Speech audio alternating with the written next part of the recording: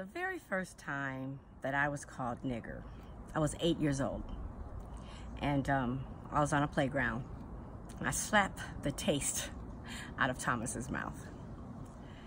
The time that the word nigger impacted me the most was when a kid called my son that word when he was in elementary school.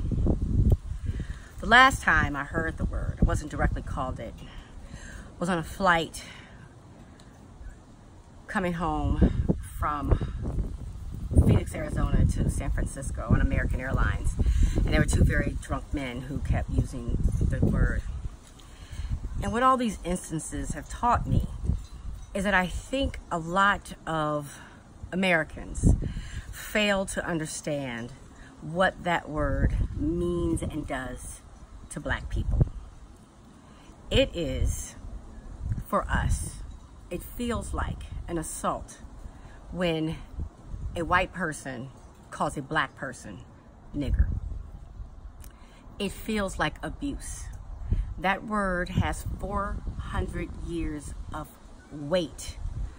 It carries a 400-year horrific history. It was used at one time to degrade, to dehumanize African Americans in order to enslave us and make us feel like nothing. So when we hear that word, and I haven't heard different from anybody, when a white person calls a Black person nigger, most of us have a physical reaction. It is such a powerful, painful word where, my throat clenches, my stomach hurts. Immediately I feel as if someone has punched me in the face and in the gut simultaneously. And we are struggling because we as a country so much don't want to accept our ugly past that we try to act as if the past didn't exist and words like that don't have a different weight. And so when my son was called nigger, the school tried to act as if he was just called any name, like dumb or stupid, and try to disassociate the pain and weight of that word. I have a good friend who, when his son was called nigger by another kid in class, he took the principal a picture of a Black man that had been hung from a tree, and he hung there dead. And he said to the principal, when we hear nigger, this is what we see, this is what we feel. When I was talking recently, I was talking to American Airlines, and the representative was explaining they don't compensate for these type of issues. And it struck me that, had my plane been delayed longer than it was and we sat on the tarmac a long time, or had they lost my baggage for a day, they would compensate me something, maybe some miles or something.